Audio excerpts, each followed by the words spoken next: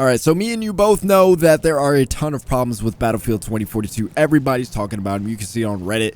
You can see it on Steam. You can see it on YouTube. Check out my review. I detail some of the problems related to that game. You can check out other reviews. There's quite a lot of them that detail the problems, the bugs, the balance issues with Battlefield 2042. There's so many, it's hard to limit it to one. But I'm going to talk about one in particular. And it's not bugs, it's a balance issue. And I want to focus on balance because it's harder to fix balance than it is bugs. If you think about it, some balance issues might have to rework entire systems depending on how bad they are. And depending on the vehicles, they might have to be balanced in such a way where a lot of things might have to change. So DICE is going to put out a patch that's going to reduce the armor on the hovercraft and reduce the power on the hovercraft as well as the Nightbird helicopter. It's a great start. But that's not the problem with vehicles, which is my topic of choice today. The problem with vehicles, there's just too many of them. There's way too many vehicles. This brings up a twofold problem. Vehicles constantly on the map, and then there's not enough people to deal with all the vehicles on the map. Here's what that looks like. You have a situation where you have 128 players. You got 64 players on the team. 16 squads, if they're all perfectly, all four of them, obviously 4 people in each squad. You need to have, in order to deal with the constant barrage of vehicles on the map, and I'm specifically talking about vehicles that could do damage, you have to have somebody with anti-air and somebody with anti-ground weapons in order to deal with the barrage of vehicles. That means 2 people in each squad would have to deal with it. That's how many vehicles. Go look at matches that you've played. Pay attention while you're playing to see how many vehicles are on the field at one time. You will notice there is always a vehicle that can destroy stuff all the time. It's not a particular, it's a problem in Conquest. It's not as big of a problem in Conquest because everything's so spread out. You probably as an individual don't experience it as much in Conquest, but it is a huge problem in Breakthrough. It's part of the reason why Breakthrough is so hard to deal with. And so you have all of that situation. 2 people in your squad at least have to have anti-air and anti-ground in order to deal with all the vehicles.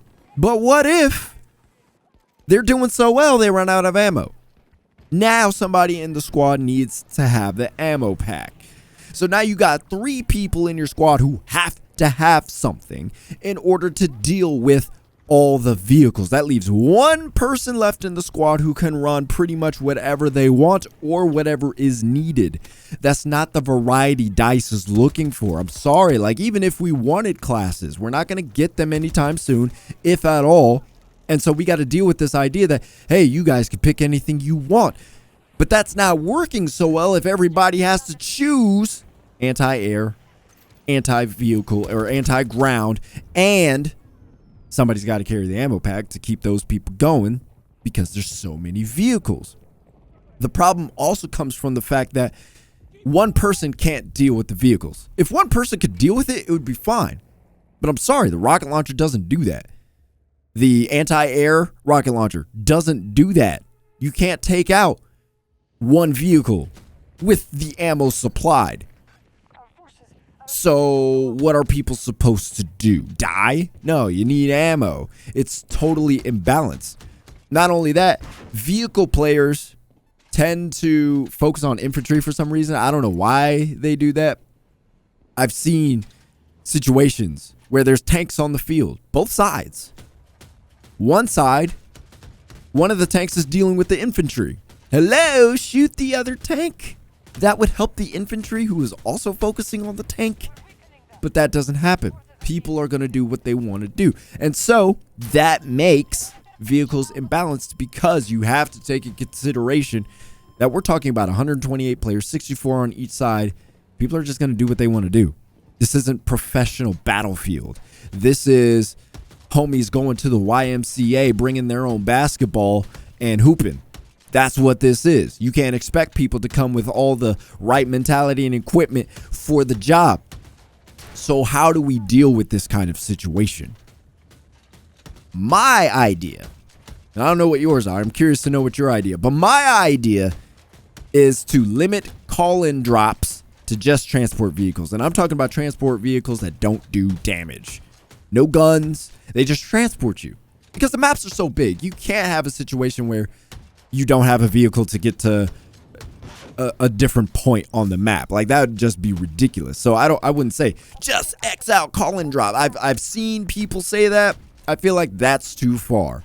No, just limit it to transport vehicles so that way, you know, a Humvee, an ATV, so that way we can still get across the map. Makes sense. And then limit the vehicles that do damage to just the ones at your base.